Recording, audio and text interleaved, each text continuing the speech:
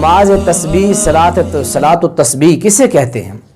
پیارے پیغمبر علیہ الصلوۃ والسلام نے اپنے پیارے چچا جان سیدنا عباس بن عبد المطلب رضی اللہ تعالیٰ عنہ کو فرمایا، اے پیارے چچا جان، میں آپ کو ایک تحفہ نہ دوں؟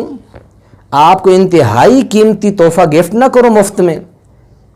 آپ نے فرمایا جی حضور علیہ الصلوۃ والسلام جی مجھے دیں تحفہ، کیا دینا چاہتے ہیں؟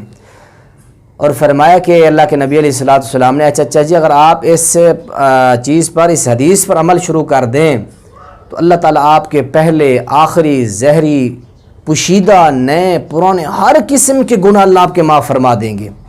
وہ کون سی عمل ہے؟ فرمایا کہ 4 رکعات آپ نے نماز پڑھنی ہے۔ کس طرح پڑھنی ہے؟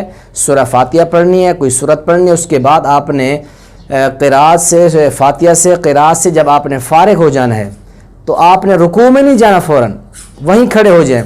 کھڑے ہو کر آپ یہ کلمات 15 مرتبہ پڑھیں۔ کون سے کلمات ہیں؟ فرمایا سبحان اللہ والحمد للہ ولا الہ الا اللہ واللہ اکبر، 15 مرتبہ یہ پڑھنے کے بعد آپ رکوع میں جائیں۔ رکوع کی تسبیحات سے فارغ ہونے کے بعد یہی 3 کلمات آپ نے 10 مرتبہ پڑھنے ہیں۔ رکوع سے کھڑے ہو جائیں، کھڑے آپ یہی 3 کلمات 10 مرتبہ پڑھیں۔ سجدے میں چلے جائیں، سجدے کی تسبیحات سے فارغ ہونے کے بعد یہی کلمات آپ 10 مرتبہ پڑھیں۔ اس کے بعد آپ سجدے سے کھڑے ہو جائیں، کھڑے ہونے کے بعد آپ یہی کلمات 10 مرتبہ پڑھیں۔ پھر دوسرے سجدے کے لیے آپ سجدے میں جائیں، تسبیحات جو ہے سجدے کی وہ پڑھیں، اس کے بعد فارغ ہونے کے بعد یہی 3 کلمات آپ 10 مرتبہ پڑھیں۔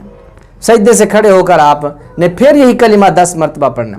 اسی طرح مکمل یہ آپ کے 75 کلمات ہو جائیں گے، اور آپ نے ہر رکعت میں ایسے کرنا ہے۔ ایک مرتبہ دوبارہ سن لیں، فاتحہ اور کوئی سورت پڑھنے کے بعد جب فارغ ہو جائیں رکوع میں فوراً نہ جائیں، بلکہ کھڑے آپ یہ کلمات سبحان اللہ والحمد للہ ولا الہ الا اللہ واللہ اکبر، یہ کلمات آپ رکوع میں جانے سے پہلے 15 مرتبہ پڑھیں، اور اس کے بعد رکوع میں جائیں، رکوع کی تسبیحات سے فارغ ہونے کے بعد یہ کلمات آپ 10 مرتبہ پڑھیں، پھر رکوع سے کھڑے ہو جائیں، کھڑے ہونے کے بعد پھر یہی کلمات 10 مرتبہ پڑھیں۔